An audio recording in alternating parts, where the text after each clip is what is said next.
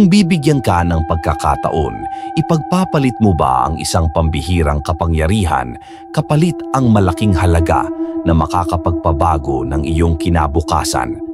Sa gitna ng pananalasa ng isang aswang sa isang tahimik na baryo, magkukrus ng landas ang kwento ng isang dakilang ama, ang matandang kwento ng pagmamalupit at ng isang alamat ng makapangyarihang agimat na tatahi ng kapalaran ng mga karakter sa ating kwento.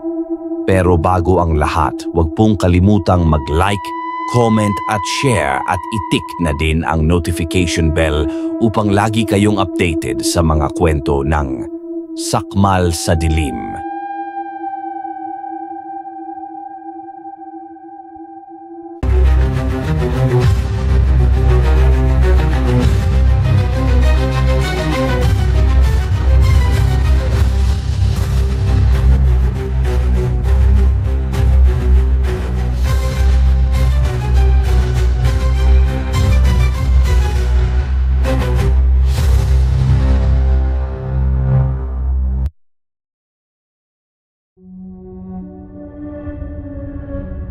Jong anak, magsaboy ka na ng asin sa labas at pagkatapos ay magsarado ka na ng pinto't bintana. Malapit na ako matapos maghain dito ng hapunan natin. Sige po, tay, gagawin ko na po. Hala, malapit na po palang magdilim. Agad na tumalima ang anak na binatilyo ni Manuel na si Jong sa kanyang utos.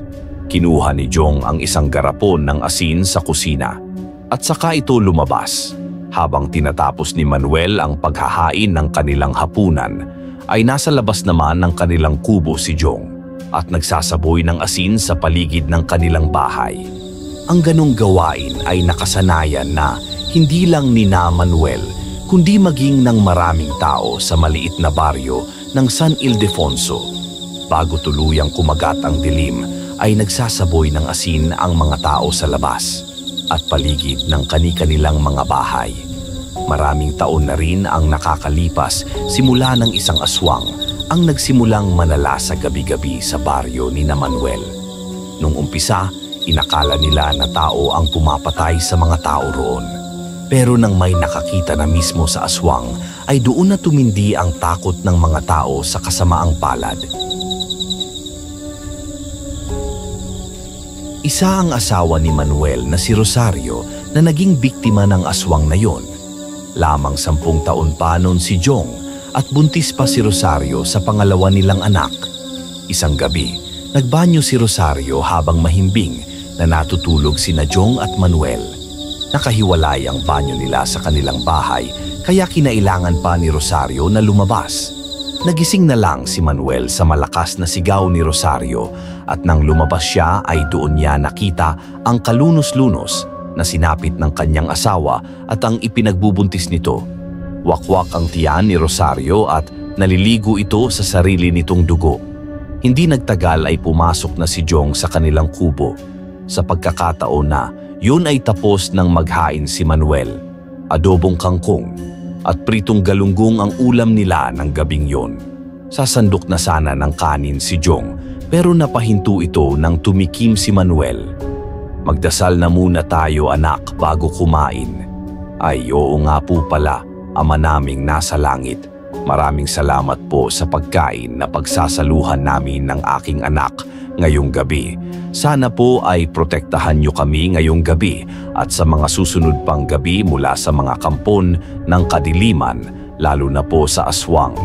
Maraming salamat po sa inyong mga pagpapala.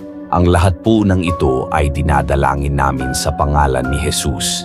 Amen. Matapos ang maikling dasal ay saka nagsimulang kumain ang mag-ama. Parehas silang nagkakamay at maganang kumain. Sa gitna ng kanilang pagkain ay biglang nagsalita si Jong. Tay, hanggang kailan po tayo ganito? Anong ibig mong sabihin, anak? Yung kinakailangan po na magsaboy po tayo ng asin bago po sumapit ang dilim. Hindi ko masasagot ang tanong mo na yan, Jong. Hanggang buhay ang aswang na yon ay ganito pa rin ang magiging buhay natin. Bakit po kasi wala pong maglakas ng loob na harapin yung aswang na yon, tay? Mag-isa lang naman po siya, di ba? Jong, anak, Huwag mong maliitin ang aswang na yon kahit mag-isa lang siya. Marami na ang sumubok na patayin siya. Pero lahat ng sumubok ay kamatayan ang kinahantungan. Sa ngayon wala na tayong ibang makakapitan kundi ang pananampalataya natin sa Diyos. Nakakalungkot lang po kasi na inalisan kami ng aswang na yon ng karapatan upang maging bata. Dati po nakakapaglaro pa kami kahit gabi na Ngayon hindi na pwede. Tapos hindi pa natin sigurado kung ligtas ba tayo kahit nasa loob tayo ng bahay. Gaya na lang po ng nangyari kay Nanay Jong. Hindi ba ang sabi ko, ayoko nang napag-uusapan ang tungkol sa nanay mo. Sige na, kumain ka na lang diyan. Sorry po, Tay. Napayuko si Jong at nagpatuloy sa pagkain habang si Manuel naman ay nangilid ang luha ng maalala ang nangyari sa kanyang asawa. 6 na taon na ang nakakaraan nang mamatay ang asawa niya sa kamay ng aswang. Pero ang sugat sa puso niya ay sariwa pa rin hanggang ngayon. Hindi pa rin niya matanggap na sa ganoong kabrutal na matay ang kanyang asawa na si Rosario. May puot sa aswang na yon si Manuel, pero hindi niya hinahayaan na lamunin siya ng puot na yon. Alam niya na kung hahayaan niyang mamayani ang galit sa kanya, ay isa siya sa maglalakas ng loob na patayin ang aswang. Wala siyang laban sa ganoong nilalang at ayaw niyang mamatay at maiwan nang mag-isa si Jong, lalo na't nangako siya sa libingan ng kanyang asawang si Rosario na gagawin niya ang lahat upang protektahan ang kanilang anak. Madaling sabihin para sa iba na umalis na lang sila sa San Ildefonso. Ngunit karamihan sa mga tao roon ay isang kahig, isang tuka ang buhay. O hindi kaya naman ay walang ibang lugar na mapupuntahan. Kaya ang mga kagaya ni na Manuel at Jong na walang kakayahang umalis sa baryo nila ay ginagawa ang lahat upang manatili silang ligtas tuwing sasapit ang gabi. Nang sumunod na araw ay maagang nagising si Manuel. 4:00 pa lamang ng umaga ay nagluluto na siya ng almusal nila ni Jong. Bakasyon sa paaralan kaya hinahayaan lang niya na matulog ang kanyang anak. Bandang 5:00 ay tapos nang magluto ng almusal si Manuel. Gising na rin si Jong kaya sabay na silang kumain ng almusal. Tay, pwede po ba akong sumama sa inyo sa trabaho? Naiinip po kasi ako dito sa bahay Pwede naman anak. Basta huwag kang pasaway doon ha. Kilala mo naman si Don Arturo. Pumapayag siya na isama namin ang mga anak namin pero ayaw niya na nakakaabala sa trabaho. Kailan po ba ako naging pasaway? Gusto ko lang naman po kasi sa hasyenda ni Don Arturo kasi ang daming bunga ng mangga niya roon Sige na, bilisan na natin ang pagkain. At dapat bago mag-6 ay nandun na tayo. Si Manuel ay isa sa mga magsasakang nagtatrabaho sa hasyenda ni Don Arturo. Nag-aararo siya ng palay o hindi naman kaya ay nagtatanim ng mga gulay. Nang mabili noon ni Don Arturo ang napakalawak na bakanting lupa sa San Ildefonso, ay ginawa nito yung hasyenda. Para sa mga taong nakatira sa baryong yon ay malaking tulong ang ginawang yon ni Don Arturo dahil marami sa kanila ang nabigyan ng trabaho at isa na roon si Manuel. Matapos mag-almusal ay nag-asikaso na si Manuel para magtungo na sa hasyenda ni Don Arturo. Maya-maya pa ay magkasama na silang naglakad ni Jong papunta sa kanyang trabaho. Mataas na ang sikat ng araw nang makarating sina Manolo sa malawak na hasyenda ni Don Arturo. Agad siyang nagtungo sa palayan dala ang kanyang karit habang ang iba'y abala naman sa kani-kanilang mga gawain. Tumutulo ang pawis mula sa kanyang noo habang hinahawanan niya ang damo sa gilid ng pilapil. Samantala si Jong ay abala sa paglalaro sa gilid ng palayan. Tumatakbo-takbo ito at nagpapaanod ng dahon sa kanal. Habang lumilipas ang oras, si Manuel ay unti-unti nang nakakaramdam ng pagod ngunit wala sa isip niya ang magpahinga. Dahil kapag nakita siya ni Don Arturo na nagpapahinga ay paniguradong mapaparusahan siya nito o hindi naman kaya ay tatanggalin sa trabaho kagaya ng ibang trabahador na wala na sa hasyenda. Napahinto ang lahat sa pagtatrabaho nang dumating si Don Arturo na sakay ng isang kabayo. Nang hilakbot si Manuel nang makita niya na may isang lalaki ang nakatali ng lubid ang mga kamay habang hila-hila ng kabayo. Bakas sa mukha ng lalaki ang hirap at may mga latay ito ng latigo sa braso at sa binti. Bumaba si Don Arturo sa kabayo. Matangkad ito at may matipunong pangangatawan. Hawak nito ang isang latigo na ilang beses nang nakita ni Manuel na ginamit ni Don Arturo para parusahan ang mga trabahador na lumalabag sa batas nito sa loob ng hasyenda. Tumayo si Don Arturo sa gilid ng palayan at isa-isang tinignan ang mga magsasaka. Makinig kayong lahat sa akin. Ang lalaking nakikita nyo na hila ng aking kabayo ay nagnakaw ng isang sako ng mangga sa aking imbakan ng mga prutas.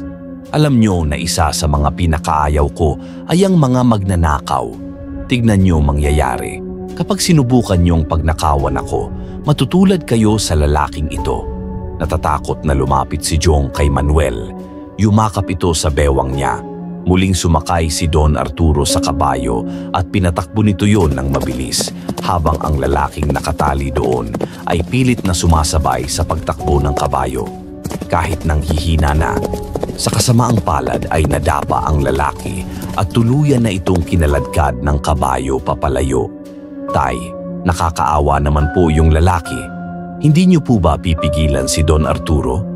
Anak, walang kahit na sino dito ang may lakas ng loob na salungatin si Don Arturo. Dito sa loob ng hasyenda, siya ang batas. Para po palang aswang si Don Arturo, tay. Parehas po silang kinakatakutan at walang naglalakas ng loob na labanan siya. Kaya nga anak, huwag kang pasaway. Sige na, bumalik ka na sa paglalaro mo at huwag kang lalayo ha. Huwag ka ring magpupunta sa manggahan at baka mapag-initan ka pa ni Don Arturo kapag nakita ka niya. Marahang tumango si Jong at bumalik na ito sa paglalaro habang ang kanyang tatay na si Manuel naman ay itinuloy na ang kanyang pagtatrabaho. Ngunit kahit abala siya sa kanyang ginagawa, ay hindi maalis-alis sa isip niya ang imahe ng lalaki na kinakaladkad ng kabayo ni Don Arturo. Para sa kanya ay hindi yun makatao. Pero wala naman siyang magagawa kundi ang manahimik na lamang at magkunwaring walang nakikitang karahasan upang hindi mawala ang trabahong bumubuhay sa kanilang mag-ama. Pagsapit ng alas 5 ng hapon ay huminto na sina Manuel sa pagtatrabaho. Sa dami ng ginawa nila sa maghapon ay ramdam na ramdam niya talaga ang pagod at tila hinahapo pa siya. Pag-alis niya sa palayan ay patakbong lumapit sa kanya si Jong at hinawakan siya sa kamay. Ay salamat naman, makakauwi na tayo. Tay, ayos lang po ba kayo? Aba, parang namumutla po kayo. Huwag kang mag-alala. Ayos lang ako anak, kailangan ko lang magpahinga. Tara na, umuwi na tayo. Nakakaisang hakbang pa lamang si Manuel nang napahawak siya sa kanyang dibdib dahil may naramdaman siyang pananakit sa kanyang puso. Napangiwi siya sa sobrang sakit. Nanlamig ang buong katawan niya at bahagyang nanlabo ang kanyang paningin. Tay, ano po nangyayari sa inyo? Hindi na nagawang makasagot pa ni Manuel dahil napaluhod na siya sa lupa hanggang sa tuluyan ng nagdilim ang kanyang paningin at wala na siyang naalala pa sa mga sumunod na nangyari. Mabigat ang pakiramdam ni Manuel nang unti-unti siyang magkamalay. Parang may nakadagan sa kanyang dibdib at mahapdi ang bawat paghinga niya. Nang dumilat ang kanyang mga mata ay nakita niya ang puting kisame ng ospital at ang malamlam na ilaw sa sulok ng silid. Sa gilid ng kama ay naroon naman si Jong na umiiyak habang mahigpit na hawak ang isa niyang kamay. Jong, anak, bakit tayo nasa ospital? Nawalan po kasi kayo ng malay kanina. Buti na nga lang po tinulungan po tayo ng ibang magsasaka na madala po kayo rito. Sandali lang po tayo. Tatawagin ko po ang doktor. Mabilis na tumayo si Jong at nagmamadaling tumakbo palabas ng kwarto. Ilang sandali pa ay bumalik na ito kasama ang isang doktor na may dalang chart at may seryosong ekspresyon sa mukha nito. Sir, mabuti naman po't nagising na kayo. Nawalan po kayo ng malay habang nagtatrabaho. Ayon po sa mga nakakita, bigla na lang po kayong napaluhod at humawak po sa dibdib. Dinala po kayo rito agad para maagapan. Naramdaman ni Manuel ang panlalamig ng kanyang mga palad. Parang lalo siyang nahirapang huminga habang pinakikinggan ang doktor. At base naman po sa mga resulta ng ECG at blood tests, may coronary artery disease po kayo. Isa sa mga ugat na nagbibigay ng dugo sa puso nyo ay halos barado na. Kaya po kayo inatake. Huwag po kayong mag-alala pero sa ngayon po, ligtas na po kayo. Pero posibleng maulit ito kung hindi po maagapan. Sabihin niyo po, doktor, kailangan ho ba ako maoperahan? Opo. Kailangan niyo pong sumailalim sa isang bypass surgery sa lalong madaling panahon dahil kung hindi, maaaring lumala po ang kondisyon niyo at magdulot ng mas matinding atake sa puso. Mga magkano po ang kakailanganin para sa operasyon? Ang buong proseso kasama na ang pre-op test at mismong operasyon ay aabot po ng humigit kumulang 1 milyon. Pero maaari po kayong kausapin ang social worker namin para sa posibleng tulong kung kinakailangan. Parang gumuho ang mundo ni Manuel. Umalingaw-ngaw sa kanya ang perang kinakailangan niya para siya ay maoperahan. Tinignan niya ang anak niyang si Jong na muling napayuko habang pinupunasan ang luha sa pisngi. Makalipas ang ilang araw na nasa ospital ay nakauwi na rin sa wakas si Manuel. Mahigpit na ibinili ng doktor na iwasan muna niya ang mabibigat na gawain. Nalaman niya na si Don Arturo ang nagbayad ng bills niya sa ilang araw na siya ay nasa ospital. Sinabi nito na ibabawas nito yon kada sahod sa kanya. Kaya aminado si Manuel na wala siyang karapatan na magpahinga at kailangan na kaagad niyang bumalik sa pagtatrabaho kung ayaw niyang magutom sila ng kanyang anak na si Jong. Isang umaga, nagising si Manuel na may nakahanda ng almusal sa mesa. Labis siyang natuwa dahil maagang nagising si Jong para ito na ang magluto. Nang maupo siya ay ipinagtimpla pa siya nito ng kape. Hindi nagtagal ay sabay na silang kumain na mag-ama. Tay, paano po pala yung pampaopera nyo? Saan po tayo kukuha ng ganong kalaking pera? Sa totoo lang anak, hindi ko pa rin alam. Siguro hihingi ako ng tulong sa gobyerno. Ayaw nyo po ba kay Don Arturo humingi ng tulong, tay? Sigurado po ako yung 1 milyon po ay barya lamang po sa kanya. Hindi anak. Mahirap humingi ng tulong sa kanya. Palaging may kapalit. Kung uutang naman ako sa kanya, malamang ay magiging malaki ang tubo nun. Baka patay na ako eh. Hindi pa rin ako tapos magbayad sa kanya. Pero tay, ang sabi po ng doktor kailangan niyo pong maoperahan sa lalong madaling panahon tapos babalik po kaagad kayo sa pagtatrabaho. Baka mapagod po ulit kayo tay at atakihin na naman po kayo. Jong, anak, alam mong hindi ako pwede magpahinga ng matagal. Magugutom tayong dalawa. Isa pa, kaya ko naman Hindi na lang ako masyadong magpapagod sa bukid. Parang ang hirap naman pong paniwalaan na hindi po kayo magpapagod sa bukid, tay. Ang bibigat po ng ginagawa nyo rin Ano po kaya kung ako po muna ang pumalit sa inyo sa trabaho? Mariing humiling si Manuel. Ramdam niya kung gaano kagusto ni Jong na tulungan siya. Pero ayaw niyang sa edad nito ay mamumulat agad ito sa pagtatrabaho. Binatilyo pa ang anak niya at ang gusto niya ay sa pag-aaral ito nakatutok. Jong anak, alam kong gusto mo akong tulungan pero ako ang haligi ng tahanan na ito. Kaya ako ang dapat na magtrabaho at hindi ikaw. Ang dapat na ginagawa mo ay nag-aaral at naglalaro. Ayokong magaya ka sa akin na sa murang edad pa lang ay nagbabanat na ng buto. Hindi na tumutol pa si Jong pero baka sa mukha nito ang lungkot ng dahil sa sitwasyon nilang mag-ama. Ipinagpatuloy na nila ang kanilang pagkain at pagkatapos ay dumiretso na sa hasyenda ni Don Arturo para magtrabaho. Kahit kakalabas pa lang ng ospital ay masigasig na nagtrabaho si Manuel lalo na't naroon si Don Arturo na pinapanood ang bawat galaw ng lahat ng magsasaka. Alam ni Manuel na walang pakialam ang kanilang amo kahit galing siya sa ospital. At kapag nakita siya nitong nagpapahinga ay siguradong matitikman niya ang hagupit ng latigo nito. Matapos ang maghapon na trabaho ay umuwi na si Manuel sa kanilang kubo. Naabutan niya si Jong na abala sa pagluluto sa kusina. Nakangiti niyang nilapitan ang kanyang anak at tinapik sa likod. Ang bango naman ng niluluto mo, anak. Ano ba yan? Sinigang na hipon po, tay. Napadaan po kasi si Aling Sonia kanina tapos nakita ko po na may nilalako siyang hipon eh. Pinaubos na lang po niya kaya nabili ko po sa mababang presyo. Mabuti na lang talaga at namana mo sa nanay mo ang husay sa pagluluto. O paano? Ikaw na munang bahala diyan ha? At maglilinis lang ako ng katawan ko. Ay tay, sandali lang po. May sasabihin po ako sa inyo. Ano yon? Narinig niyo na po ba yung kumakalat na balita dito sa baryo natin? Yung bagong biktima po ng aswang kagabi. Sandaling natigilan si Manuel. Simula nang matuto ng mag-ingat ang mga tao sa kanilang baryo ay wala nang nabiktima pa ang aswang. Kaya ang sinabing yon ni Jong ay talagang gumulat sa kanya. Ano? Sino daw ang nabiktima ng aswang? Yung anak po ni Mang Ruel tay. Yung buntis po pinasok daw po sa bahay.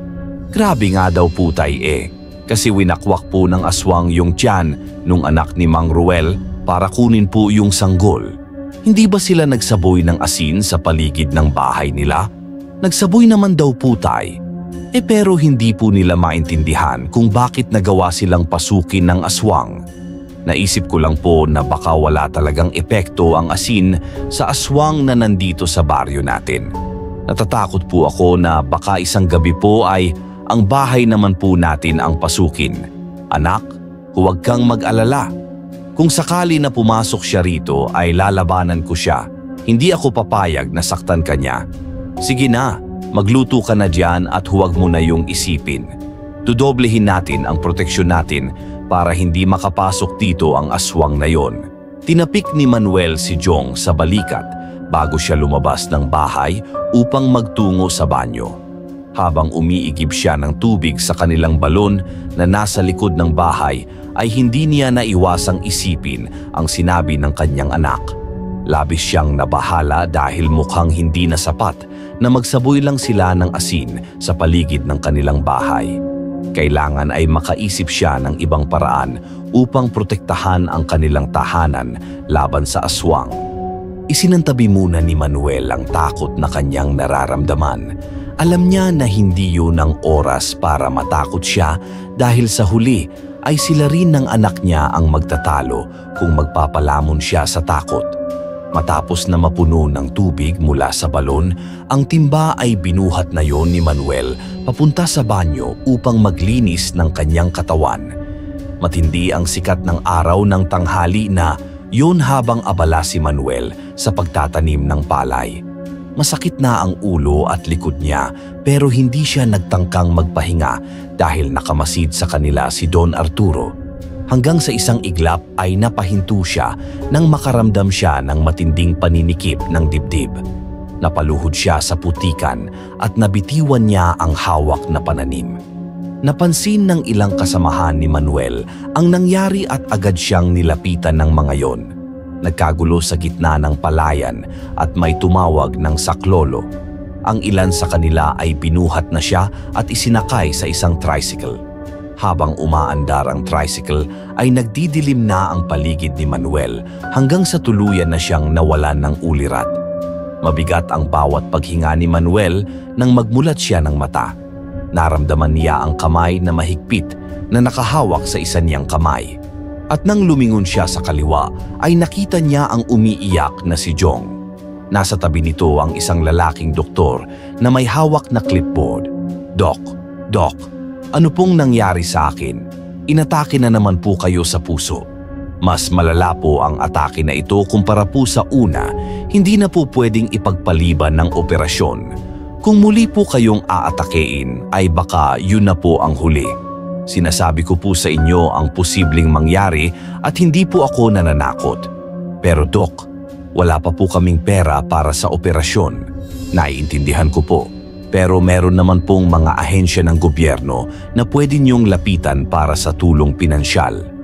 May ilan ding non-government organization na maaari kayong makipag-ugnayan, pero hindi po kami makapagbibigay ng kasiguraduhan kung kakayanin nilang sagutin ang buong halaga ng operasyon.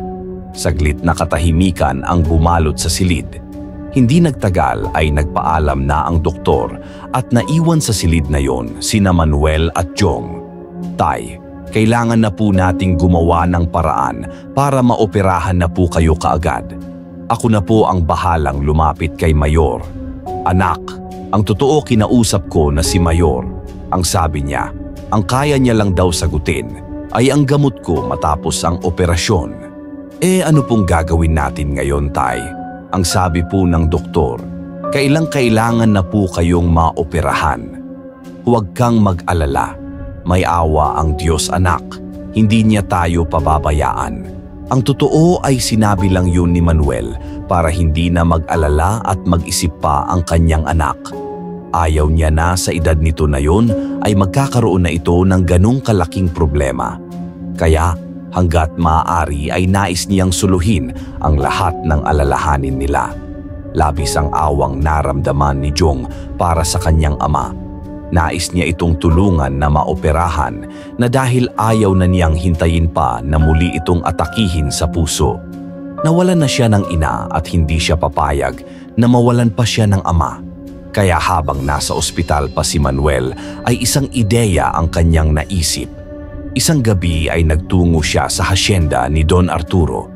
Kumatok siya sa pinto ng malaki nitong bahay at isang kasambahay ang nagbukas nun. Agad na sinabi ni Jong sa kasambahay na nais niyang makausap si Don Arturo para sa isang importanteng bagay. Nagpakilala rin siya bilang anak ng isa sa mga trabahador sa hasyenda. Umakyat ang kasambahay sa ikalawang palapag ng bahay. Habang nanatili naman sa labas si Jong, kinakabahan siya at nagdadasal na sana ay hayaan siya ni Don Arturo na makausap ito. Ang plano niya ay humingi ng tulong kay Don Arturo. Kung kinakailangan na mangutang siya rito, ay gagawin niya desperado na talaga siyang makakuha ng pera para sa pampaopera ng kanyang ama. Hindi nagtagal ay bumalik na ang kasambahay at anito ay pumayag si Don Arturo na makausap ni Jong. Inihatid siya ng kasambahay sa kwarto ni Don Arturo. Naabutan niya si Don Arturo na nagbibilang ng napakaraming pera sa ibabaw ng kama at inilalagay nito yon sa isang itim na bag. Nakatayo si Jong sa bungad ng pinto at hindi niya alam kung lalapit ba siya rito o hindi. Ano pang tinatayo tayo mo dyan? Lumapit ka na rito na makapag-usap tayo ng maayos. Napapitlag si Jong at agad siyang lumapit kay Don Arturo. Hindi man lang siya nito tinapunan ng tingin at patuloy lang ito sa pagbibilang ng pera. Hindi ba ikaw si Jong, yung anak ni Manuel? Ako nga po, Don Arturo. Ano't gusto mo akong makausap? Magbabayad na ba kayo ng utang niyo sa akin? Don Arturo, hindi pa po eh. Iba po ang dahilan kung bakit po ako nandito. Don Arturo, hihingi po sana ako ng tulong sa inyo para pampaopera po ni tatay. Kailangan po kasi namin ng 1 milyong piso para maoperahan na siya. Alam ko po na nakakahiya itong ginagawa ko pero desperado na po kasi talaga akong madugtungan ng buhay ni tatay. Sandaling huminto si Don Arturo sa pagbibilang ng pera at tinapunan nito ng malamig na tingin si Jong. Mabuti naman at alam mo nakakahiya itong ginagawa mo. May utang pa nga kayo sa akin dahil ako nagbayad sa ospital nung unang itinakbo ang tatay mo doon. Tapos ngayon, uutang na naman kayo. Saan kayo kumukuha ng kapal ng mukha? Don Arturo, parang awa niyo na po. Ang sabi po kasi ng doktor kailangan na po talagang maoperahan si tatay sa puso Wala akong pakialam at wala akong pakialam kahit mamatay pa. Tatay mo dahil madali lamang siyang palitan saka 1 milyong piso talaga. Anong palagay mo sa perang yon? Pinipitas lang sa puno at paano nyo naman mababayaran ng 1 milyong piso kung sakaling pahiramin ko kayo? Tutulungan ko po magtrabaho si tatay dito sa hasyenda. Nakikiusap po ako sa inyo, pahiramin nyo na po kami ng pera. Nagsasayang ka lamang ng oras mo dito, Jong. Mabuti pa mamalimos ka na lang doon at manghingi ng kahit na piso. Pero sa akin wala na kayong makukuha. Sige na, makakaalis ka na. Alis. Napakagat si Jong sa labi niya. Nais pa niya sanang pilitin si Don Arturo na pahiramin sila ng pera, ngunit nakita niya ang latigo nito na nakasabit sa dingding. Tumakbo sa isip niya na baka kung magpupumilit siya ay saktan siya nito gamit ang latigo, kagaya ng ginawa nito sa mga tauhan nito na nagkakamali. Sige po, aalis na po ako. Maraming salamat na lang po. Aalis na sana si Jong. Pero napako ang mga mata niya sa perang binibilang ni Don Arturo. Sa dami nun ay parabang higit pa yon sa 1,000,000 piso. Nang tignan siya ni Don Arturo ng masama ay napayuko siya at tuluyan na siyang lumabas ng silid. Nang isarado niya ang pinto ay sandali siyang natigilan. Hindi nawala sa isip niya ang perang binibilang ni Don Arturo at naisip niya na kung makukuha niya, yun ay meron na siyang pampaopera sa kanyang ama. Alam ni Jong na mali ang magnakaw at kung sakali ay yun ang unang beses na gagawin niya ang bagay na yon. Pero inisip niya na may magandang dahilan naman ang pagnanakaw na gagawin niya at yun ang magiging daan upang madugtungan ang buhay ng kanyang ama. Kaya imbes na lumabas ng bahay ni Don Arturo ay inisa-isa niya ang mga pinto sa ikalawang palapag. Isang pinto ang hindi nakalak at doon pumasok si Jong. Napagtanto niya na ang silid na napuntahan niya ay library dahil sa dami ng aklat na naroroon. Nagtago si Jong sa ilalim ng isang lamesa at doon niya naisipan na magpalipas ng oras. Hindi na alam ni Jong kung gaano na siya katagal na nakatago sa ilalim ng lamesa. Mula sa salaming bintana ay nakita niyang madilim na ang labas. Sumilip siya at nakita niya na 11:00 na pala ng gabi. Siguro naman ay tulog na si Don Arturo ng ganitong oras. Isang malalim na paghinga ang pinakawalan ni Jong. Pilit niyang nilakasan ang kanyang loob at ang tanging inisip niya gagawin niya yon para sa kanyang ama. Sa paglabas niya sa library ay sumalubong sa kanya ang kadiliman at katahimikan ng buong bahay. Maingat na naglakad si Jong papunta sa harapan ng pinto ng silid ni Don Arturo. Nanginginig ang mga kamay na hinawakan niya ang doorknob at pinihit yun. Labis siyang nagpasalamat nang hindi yun nakakandado. Itinulak niya ang pinto at sumilip siya sa loob ng kwarto. Napangiti siya dahil wala si Don Arturo sa silid nito. Tuluyan nang pumasok si Jong sa kwartong yon. Mabilis niyang hinanap ang bag kung saan nakalagay ang pera ni Don Arturo. Binuksan niya ang aparador, mga drawer at tinignan niya ang ilalim ng kama. Pero hindi niya nakita ang bag. Lumingas siya sa paligid at nakita niya ang malaking picture frame na nakasabit sa dingding kung saan nakalagay doon ang litrato ni Don Arturo. Tumayo siya sa harapan ng picture frame at tinitigan niya ang picture ni Don Arturo na tila nakatingin sa kanya. Hindi alam ni Jong pero tila hinihila siya ng litratong yon. Kumuha siya ng upuan at tumungtong siya ron para maabot niya ang picture frame. Nang alisin niya ang picture frame ay nakita niya sa likod noon ng isang butas kung saan nakalagay ang bag na hinahanap niya. Sabi ko na nga, ba't nandito ka lang eh? Ang galing ko talaga. Walang pagdadalawang isip na kinuha ni Jong ang bag. Bumaba siya sa upuan at ipinatong doon ang bag. Binuksan niya ang bag at napasingap siya nang makita ang napakaraming pera na nakalagay doon. Mabilis na isinarado ni Jong ang bag at isinukpit niya yon sa kanyang balikat. Ngunit pagharap niya ay nagulat siya nang makita si Don Arturo na nakatayo sa nakabukas na pinto. Marahang naglakad si Don Arturo palapit kay Jong. Bumilis ang tibok ng puso ni Jong dahil sa takot. Sinasabi ko na nga ba at iba ang tingin mo sa mga pera ko kanina? Ang bata-bata mo pa lang pero magnanakaw ka na. Don Arturo, patawarin niyo po ako. Ginawa ko lang naman po ito para iligtas po ang tatay ko. Parang awa niyo na po. Huwag niyo po akong sasaktan. Mahigpit na hinawakan ni Don Arturo ang braso ni Jong at kinuha nito ang bag sabay tapon noon sa ibabaw ng kama. Nanlilisik ang mga matang tiningnan siya nito. Sa tingin mo ba bata ay may magagawa yang pagmamakaawa mo sa akin? Hindi mo pa yata alam ang ginagawa ko sa mga nagnanakaw sa akin. Alam ko po Don Arturo, pinapahila niyo po sa kabayo. Hindi lang yon ang gagawin ko sa iyo. Halika, sumama ka sa akin. Marahas na hinila ni Don Arturo si Jong palabas ng kwarto. Sa takot niya ay hindi niya na napigilan ang mapaiyak. Patuloy siya sa pagmamakaawa pero tila bingi si Don Arturo sa lahat ng pakiusap niya. Wala siyang ideya kung saan siya dadalhin ni Don Arturo at kung ano ang gagawin nito sa kanya. Pero sigurado siya na sa sandaling yon ay nasa panganib siya. Makalipas ang ilang araw ay pinayagan na si Manuel na lumabas ng ospital.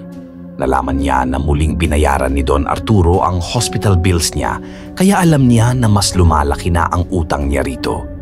Inasahan ni Manuel na pag-uwi niya sa bahay ay makikita niya ang anak na si Jong, ngunit nilukob siya ng pagtataka nang wala roon ang kanyang anak. Tinanong niya ang kapitbahay nila kung alam ba nito kung nasaan si Jong. Pero ayon dito ay 2 araw na raw na hindi nakikita si Jong sa kanilang bahay. Ang alam pa nito ay nasa ospital lang ang bata. Labis na nag-alala si Manuel sa kanyang anak. Hindi nito ugali ang hindi nagpapaalam sa kanya kung saan ito pupunta o kung meron itong gagawin. Isa pa, masyadong matagal ang 2 araw na hindi ito umuwi sa bahay nila. Puno ng pag-aalang bumalik si Manuel sa bahay nila. Naupo siya sa mahabang upuan sa labas ng kubo at doon siya nag-isip kung saan maaaring nagpunta ang kanyang anak. Nasaan ka na bang bata ka? Bakit hindi ka nagsabi sa akin kung saan ka nagpunta? Sa gitna ng pag-iisip ni Manuel ay isang itim na kotse ang huminto sa harapan ng bahay niya. Mula sa kotse na yon ay bumaba si Don Arturo na may madilim na mukha. Napatayo si Manuel at hinintay niyang makalapit si Don Arturo sa kanya. Don Arturo, magandang umaga po. Ano pong sadya niyo rito? Tumawag sa akin ang ospital kung saan ka dinala. Ang sabi, nakalabas ka na raw kaya agad kitang pinuntahan rito. Don Arturo, may problema po ba? Tungkol po ba ito sa utang ko sa inyo? Salamat po pala ulit sa pagtulong niyo sa akin. Kung hindi po dahil sa inyo ay hindi po ako makakalabas sa ospital. Wala sa mga nabanggit mo ang dahilan kung bakit ako nandito. Siguro alam mo nang nawawala ang anak mong si Jong. Napadda si Manuel sa narinig. Nanlamig siya dahil wala siyang ideya kung paanong nalaman ni Don Arturo na nawawala ang anak niya. Sa dami ng ginagawa ni Don Arturo, alam niyang wala na itong oras sa mga nangyayari sa baryo nila. Opo, Don Arturo. Tama po kayo. Nawawala nga po siya. Ang sabi po ng kapitbahay namin ay 2 araw na raw pong hindi umuuwi ang anak ko dito sa bahay. Paano kung sabihin ko sa iyo na alam ko kung nasaan ang anak mo? Ano po? Sumama ka sa akin at dadalhin kita sa kanya. Nais pa sanang magtanong ni Manuel pero tumalikod na si Don Arturo at naglakad pabalik sa kotse nito. Nagtataka man ay sumunod na lang siya sa kanyang amo at sumakay siya sa backseat ng kotse. Habang umaandar ang sasakyan, naisip ni Manuel na magtanong kay Don Arturo pero sinabi nito na kung gusto niyang makita si Jong ay manahimik na muna siya. Walang nagawa si Manuel kundi ang itikom ang bibig sa buong biyahe habang walang tigil sa pagtibok ng malakas ang kanyang puso. Hininto ni Don Arturo ang kotse sa tapat ng napakalaki nitong bahay. Nang bumaba ito ay agad na sumunod si Manuel hanggang sa makapasok na sila sa loob. Pagdating sa loob ay patuloy pa rin sa pagsunod si Manuel sa kanyang amo hanggang sa hindi niya na napigilan ng sarili na magtanong, Don Arturo, akala ko po ba ay pupunta tayo kung nasaan si Jong? Bakit nandito po tayo sa bahay niyo? Kaya nga pupuntahan natin ang anak mo. Ibig sabihin, nandito po siya. Mahina ba ang utak mo at hindi mo naiintindihan ang mga sinasabi ko kanina pa? Sumunod ka sa akin para makita mo siya. isang pinto na nasa ilalim ng hagdan ang binuksan ni Don Arturo. May hagdan doon pababa kaya nahinuha ni Manuel na papunta sila sa basement. Habang bumababa sa hagdan ay palakas ng palakas ang kabog ng puso niya. Nang nasa baba na sila ay binuksan ni Don Arturo ang ilaw at nanlaki ang mga mata ni Manuel nang makita niya si Jong na nakaupo sa isang sulok habang yakap ang mga tuhod. Pagkakita sa kanya ni Jong ay agad itong tumayo at mahigpit siyang niyakap. "Tay, ayoko na po dito. Gusto ko na pong umuwi." May pagtatakang napatingin si Manuel kay Don Arturo. Bago pa siya nakapagtanong ay inunahan na siya nitong magsalita. "Pinagtangkaan akong nakawan ng pera ng anak mo. Nagpunta siya rito para humiram ng pera kasi ooperahan ka raw. Nang magpaalam siya ay hindi pala siya umalis ng bahay ko. Naghintay siyang makatulog kaming lahat bago siya pumasok sa kwarto ko.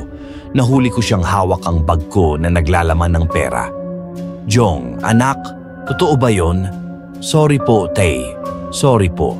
Nagawa ko lang naman po yun kasi gusto ko na po talaga kayong maoperahan eh. Sorry na po talaga. Kaya dinala ko siya rito sa basement at ikinulong. Huwag kang mag-alala, Manuel. Hindi ko sinaktan ng anak mo. Ang totoo nga niyan eh. Pinapakain ko pa siya. Magpasalamat ka na lang at hindi yan nakatikim ng latigo ko.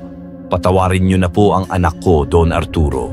Hindi po talaga siya magnanakaw. Nagawa lang niya po yun para sa akin. Siguro naman po sapat na ang ilang araw na ikinulong niyo siya rito bilang parusa niyo sa kanya. Isasama ko na po siya sa pag-uwi ko. Sandali lang. Hindi pa tayo tapos. Alam mo bang sa ginawa ng anak mo ay pwede ko siyang ipakulong? Ikaw rin pwede ka ring makulong, Manuel, dahil hindi mo binabantayan ng anak mo." "Pakiusap po, Don Arturo.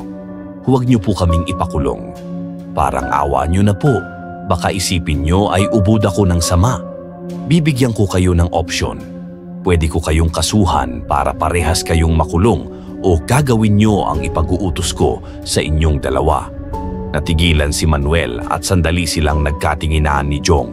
Hindi pa man sinasabi ni Don Arturo ang ipapagawa nito ay kinabahan na kaagad siya. "Ano po bang ipapagawa niyo sa amin, Don Arturo?" Isang nakakatakot na ngisi ang pinakawalan ni Don Arturo bago nito ipaliwanag sa kanila kung ano ang kailangan nilang gawin upang hindi ito magsampa ng kaso. "May gusto kong ipahukay sa inyo sa gubat na nasa likod ng aking hasyenda. Isang kahon na nakabaon sa tabi ng isang puno ng balete na matatagpuan sa gitna ng gubat. Ang eksaktong lugar na huhukain nyo ay sa tabi ng pinakamalaking ugat ng puno na yon. Napakalaki ng puno ng balete na yon, kaya alam kong mahahanap nyo yon kaagad." "Ano po bang meron sa kahon na yon at bakit kami po ng anak ko ang kailangan maghukay? Dapat ko pa bang sagutin ang mga tanong mo, Manuel? O gusto mong tumawag na ako ng pulis ngayon?" Hindi na po. "Sige po, pumapayag na po kami. Huhukayin po namin ang kahon na sinasabi nyo. Basta huwag nyo lang po kaming ipapakulong. Mabuti kung ganon. At ang gusto ko, huhukayin nyo yun sa kabilugan ng buwan. Gabi nyo gawin. Dapat ay mahukay nyo yun sa isang gabi lamang. Nagkakaintindihan ba tayo?"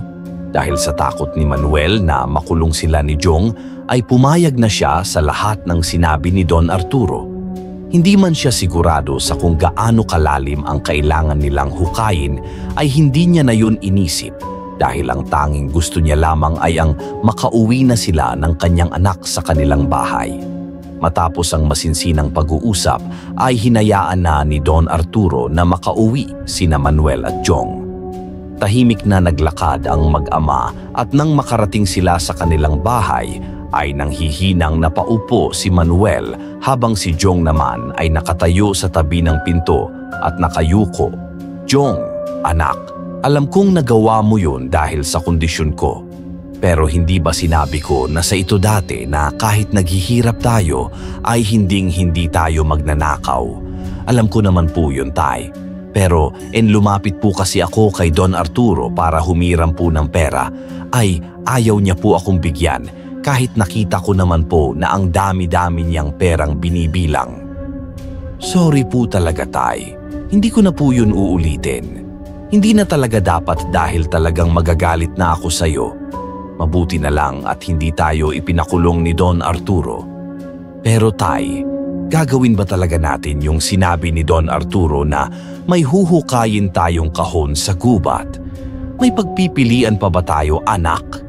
Mabuti nga't yun lamang ang pinagawa niya sa atin Pero bakit po kaya niya yun ipapahukay sa atin? Wala rin akong ideya, anak.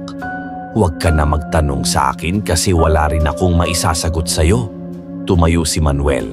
Lumapit siya sa kalendaryo na nakasabit sa dingding at nalaman niya na sa darating na Biyernes ang kabilugan ng buwan. May 2 araw pa sila para maghanda ni Jong. Gaya ng anak niya ay wala rin siyang alam kung bakit kabilugan ng buwan kailangan nilang hukin ng kahon na sinasabi ni Don Arturo.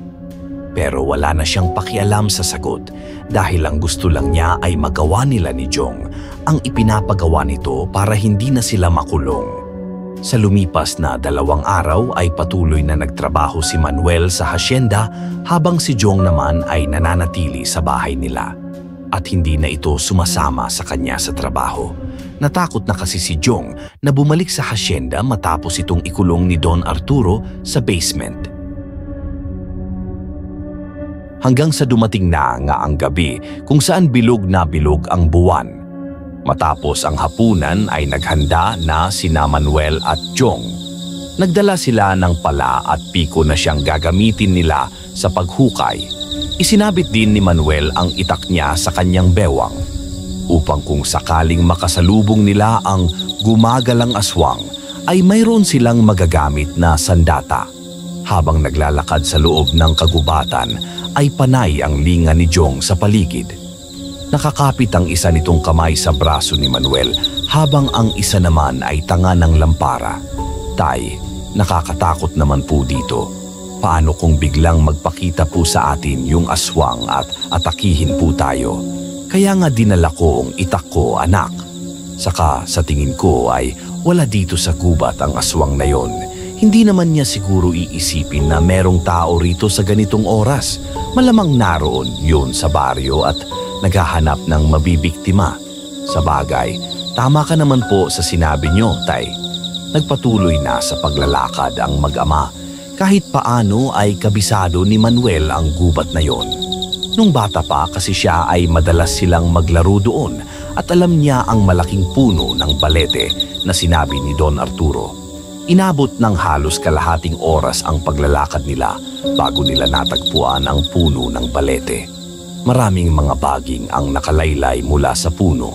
Nakaramdam ng kilabot si Manuel pagkakita niya sa puno ng balete na para bang kanina pa sila nito hinihintay. Tay, talaga bang gagawin natin to? Hindi po ba ang sabi po ng mga matatanda tirahan po ng kapre at engkanto ang puno ng balete? Baka naman po magambala po natin sila at kung ano po ang gawin nila sa atin. Hihingi na tayo kaagad ng paumanhin sa kanila para sigurado, anak. Naglakad sila palapit sa puno at agad na hinanap ni Manuel ang pinakamalaking ugat. Nang makita niya, yon ay tumingala siya sa puno ng balete. Mga kaibigan, para sa mga nilalang na nakatira sa punong ito, ngayon pa lamang ay humihingi na kami ng dispensa. Kung magagambala man namin kayo ng aking anak, may kailangan lang kaming kunin sa lugar na to. Pero nangangako kami na hindi namin sisirain ang inyong tirahan. Matapos sabihin yon ni Manuel ay isang malamig na hangin ang tila yumakap sa kanya na naging dahilan para magtaasan ang balahibo niya sa braso. Inisip niya na yon ay tugon mula sa mga nilalang na nakatira sa puno na yon. Hindi na nga nagsayang ng oras ang mag-ama at agad silang nagsimulang magukay. Pinungkal muna ni Manuel ang lupa gamit ang piko habang si Jong naman ang naghuhukay ng lupa gamit ang pala. Napansin ni Manuel na panay ang linga ni Jong sa paligid at napapahinto ito sa tuwing may naririnig silang huni ng hayop sa kung saan o hindi kaya ay kaluskos. Tay, narinig niyo po ba yon? Ano kaya yon? Huwag mong pansinin ang mga naririnig mo. Basta mag-focus ka lang sa paghuhukay. Makalipas ang ilang oras ng walang tigil na paghuhukay, ay biglang may tinamaan na kung anong matigas na bagay ang piko ni Manuel. Nang sandaling yon ay halos umabot na sa bewang niya ang lalim ng hukay na kanilang nagawa. Agad nilang hinukay ng mas mabilis ang bahagi ng lupa na yon. At doon na nga nila nakita ang isang kahon na gawa sa isang matibay na klase ng kahoy. Si Manuel ang kumuha ng kahon na halos kasing laki lamang ng lalagyan ng pambisig na relo at matiim niya yung tinignan. Nagkatinginan ang mag-ama na parehong habol ang paghinga, ngunit bakas ang tuwa sa kanilang mga mukha. Yun na po ba yung kahon na sinasabi ni Don Arturo, Tay? Sa tingin ko ay ito na nga yun, anak. Makakauwi na tayo. Ay salamat naman. Ang sakit na po kasi ng likod at kamay ko sa kakahukay eh. Agad na iniligpit ni na Manolo ang mga gamit nila at naglakad na sila palabas ng gubat. Nang makauwi na sila ay ipinatong ni Manuel ang kahon sa ibabaw ng lamesa kung saan sila kumakain. Magkasabay na umupo ang mag-ama at parehas nilang tinignan ang kahon. Tay, ano po kayang laman ng kahon na yan? Buksan po kaya natin. Hindi natin pwedeng buksan yan, Jong. Hindi sa atin yan. Masama ang makialam ng gamit ng may gamit. Baka nakakalimutan mo na sa ganyan ka napahamak eh. Sa tingin ko naman po, Tay, hindi po malalaman ni Don Arturo kung titignan man natin yan kahit silip lang po. Hindi ba po ba pwede? Hindi pwede. Ang mabuti pa ay maglinis na tayo ng katawan tapos matulog na tayo. Napakamot na lang si Jong sa likod ng kanyang ulo. Nang lumabas si Manuel ng bahay ay sumunod ito sa kanya. Sa likod ng kanilang bahay ay sabay silang naglinis ng kanilang katawan sa tabi ng balon. Dahil sa matinding pagod mula sa paghuhukay sa gubat ay mabilis na nakatulog si Manuel. Sa tabi niya ay mahimbing na ring natutulog ang kanyang anak na si Jong. Habang natutulog ay isang kakaibang panaginip ang dumalaw kay Manuel. Sa panaginip niya ay nasa harapan siya ng puno ng balete sa gubat. Mula sa likod ng puno ay lumabas ang isang lalaki na ubod ng puti ang kutis. Nakasuot ito ng gintong kasuotan at ang mata nito ay puro puti. Bahagyang nagliliwanag pa ang buong katawan nito. Walang takot na naramdaman si Manuel nang makita niya ang lalaki. Teka, sino ka at bakit ganyan ang itsura mo? Ako ang engkanto na nagmamay-ari ng kahon na iyong hinukay. Alam mo bang tanging may mabubuting puso lamang ang nakakahukay sa kahon na iyon? Hindi ko alam. Teka, ano ba talaga ang laman ng kahon na iyon? Ang laman ng kahon na iyon ay ang pinakamalakas na agimat na pagmamay-ari ko. Dahil masyado itong makapangyarihan ay kinailangan ko itong itago sa ilalim ng lupa. Ngunit dahil ikaw ang nakahukay nito, ikaw na ang magiging tagapangalaga nito. Isang agimat. Hindi ba ginagamit yan na pampaswerte at panlaban sa mga malas? Iba ang agimat na yon. Kapag ikaw ang may tangan, nun ikaw ay magkakaroon ng pambihirang lakas na wala ang isang normal na tao. Alam ko ang dilubyong nangyayari sa inyong baryo, Manuel. Bakit hindi mo gamitin ang agimat para wakasan na ito? Dilubyo, ang ibig mo bang sabihin yung pagsalakay ng aswang sa aming baryo? Hindi na nalaman pa ni Manuel ang sagot ng engkanto sa kanya dahil nagising na siya nang bigla siyang nasampal ng malakas ng natutulog na si Jong. Napabalikwas siya ng bangon at nakita niya na tulog pa rin ang kanyang anak.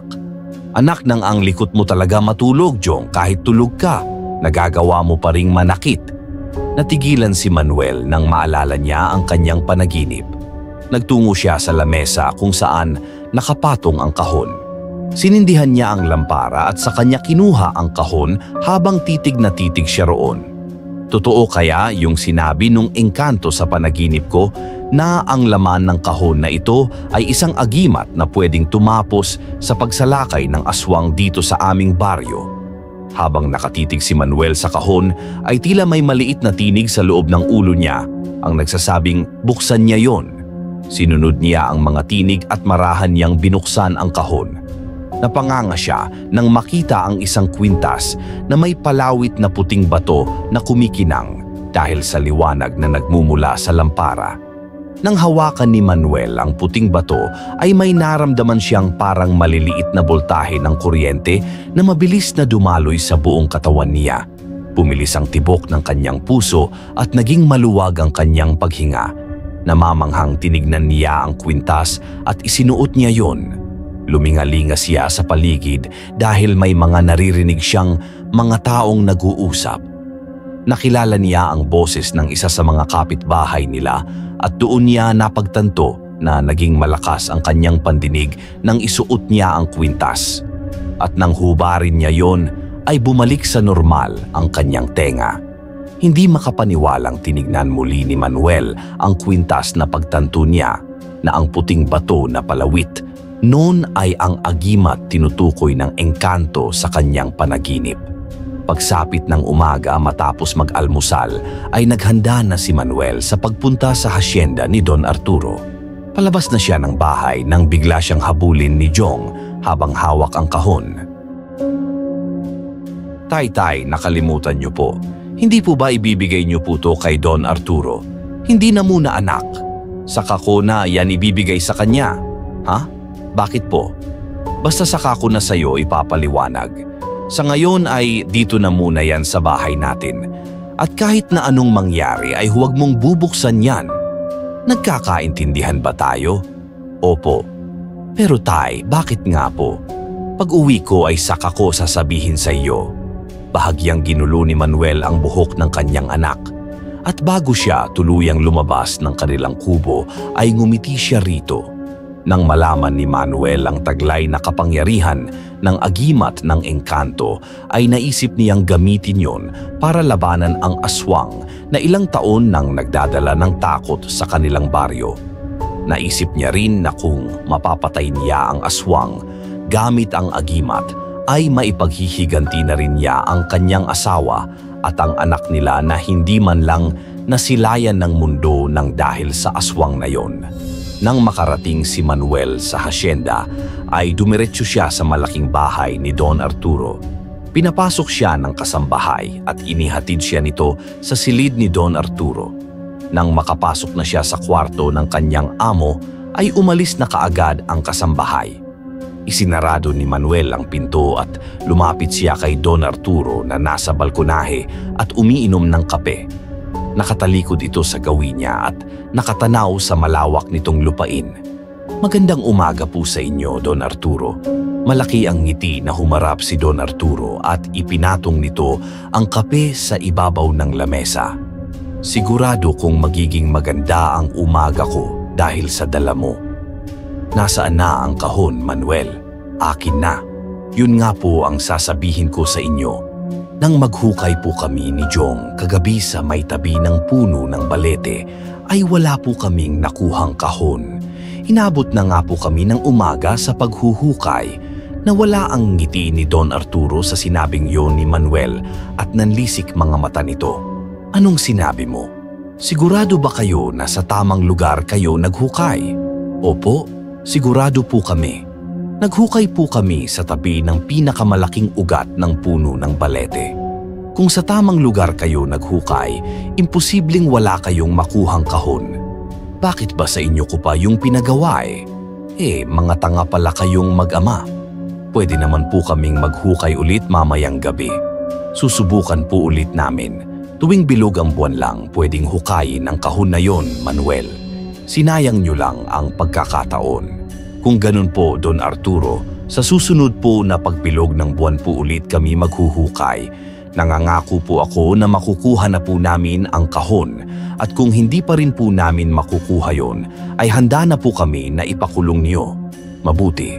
At ikaw na rin ang nagsabi niyan, talagang ipakukulong ko kayong dalawa ng anak mo. Kapag sa susunod na pagbilog ng buwan ay hindi nyo pa rin nakukuha ang kahon na yon. Sige na, umalis ka na sa harapan ko. Sinisira mo lamang ang araw ko. Pasensya na po ulit, Don Arturo. Bahagyang yumukod si Manuel sa kanyang amo bago siya lumabas ng kwarto nito. Ramdam na ramdam niya ang galit ni Don Arturo pero wala siyang pinagsisisihan sa kanyang ginawa. Aminado rin siya na hindi tamang nagsinungaling siya pero ginawa lang naman niya yon dahil naniniwala siya na kailangan muna niyang gamitin ang agimat para labanan niya ang aswang. Matapos ang maghapon na pagtatrabaho sa hasyenda ay umuwi na si Manuel sa bahay. Nakita niya sa labas si Jong na nakikipaglaro ng patintero. Pagkakita nito sa kanya ay huminto na ito sa paglalaro at sumabay na sa kanya sa pag-uwi. Pagpasok nila sa bahay nila ay nakita niya ang kahon na nakapatong pa rin sa lamesa. "Anak, hindi mo ba binuksan ang kahon na habang wala ako?" "Hindi po, Tay. Tulad po ng bilin nyo. Nagsasabi ka ba ng totoo?" "Oo naman po. Kahit isumpa ko pa po sa kaluluwa ni nanay." Matamang tiningnan ni Manuel si Jong at nakita niya sa mga mata nito na nagsasabi ng totoo ang bata. "Tay, pwede niyo na po bang sabihin sa akin kung bakit hindi niyo po yan ibinigay kay Don Arturo? Hindi po ba siya nagalit sa inyo nang sabihin niyo po na hindi muna yan ibibigay sa kanya? Hindi ko sinabing nakuha na natin, anak.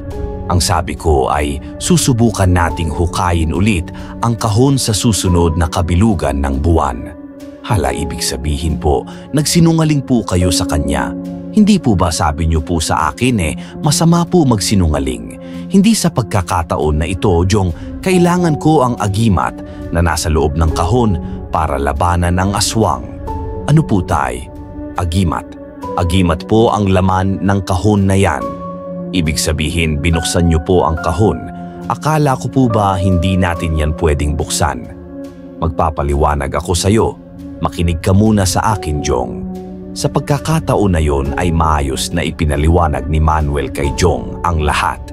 Sinimulan niya sa napanaginipan niyang engkanto at ang mga sinabi nito sa kanya tungkol sa pinakamakapangyarihang agimat na laman ng kahon. Sinabi rin niya kay Jong ang dahilan kung bakit hindi muna niya ibibigay kay Don Arturo ang kahon. Matapos ang mahabang paliwanag ni Manuel ay hindi agad nakapagsalita si Jong. Hindi makita ni Manuel kung nagulat ba ito o namangha sa mga sinabi niya. "Kung ganun, Tay, talagang gagamitin niyo po ang agimat sa pakikipaglaban sa mga aswang." "Oo, anak. Kailangan kong gawin yon para matigil na ang pagsalakay niya dito sa baryo natin. Isa pa, gusto ko ring ipaghiganti ang nanay mo at ang kapatid mo. Tay, sigurado na po ba kayo diyan sa gagawin niyo? Paano po kung mapahamak kayo? Paano kung hindi po totoo yung sinabi sa inyo ng engkanto sa panaginip niyo? Kailangan kong maniwala, Jong. Isa pa nang isuot ko ang agimat ay may kakaibang lakas akong naramdaman. Parang napakaraming nagbago sa katawan ko, kaya naniniwala ako sa kapangyarihan ng agimat na nasa loob ng kahon na yan." Muling natigilan si Jong na tulala ito na parang may iniisip itong napakalalim. "Ayos ka lang ba, Jong? Bakit bigla ka natahimik diyan?" "Naisip ko lang po kasi na hindi kaya gustong makuha ni Don Arturo ang kahon ay dahil alam niya na meron yung laman na agimat. Kung ganun, alam niya po ang kapangyarihan ng agimat." "Tama ka, anak. Mukhang gusto niyang siya ang maging tagapangalaga ng agimat ng engkanto. Ang nakapagtataka lang po, Tay, ay bakit hindi na lang siya ang maghukay ng agimat kesa ipagawa pa yun sa atin. Yan nga ang hindi ko rin alam, anak. Pero sa ngayon gagamitin ko muna ang agimat para labanan ang aswang." Nagkatinginan ng mag-ama at wala nang nagsalita sa kanilang dalawa. Nang sandaling yon ay mas lalong tumindi ang kagustuhan ni Manuel na patayin ang aswang. Naisip niya na panahon na para muling may sumubok na tapusin ang aswang na napakatagal ng dahilan ng takot ng mga tao sa kanilang baryo. Sa mga sumunod na araw, sa tuwing umuuwi si Manuel mula sa pagtatrabaho sa hasyenda, ay dumidiretso siya sa likuran ng kanilang kubo. Doon niya isinusuot ang kwintas na may palawit na agimat at sa oras na madama ng kanyang katawan ang pagdaloy ng lakas at kapangyarihan ng agimat, ay nagsisimula na siyang magsanay na makipaglaban gamit ang itak. Bawat galaw at pag-atake ni Manuel sa hangin ay nararamdaman niya ang paggabay ng agimat sa kanya. Kahit wala siyang kasanayan sa pakikipaglaban, ay para siyang isang mandirigma na ilang taon nang nakikipaglaban.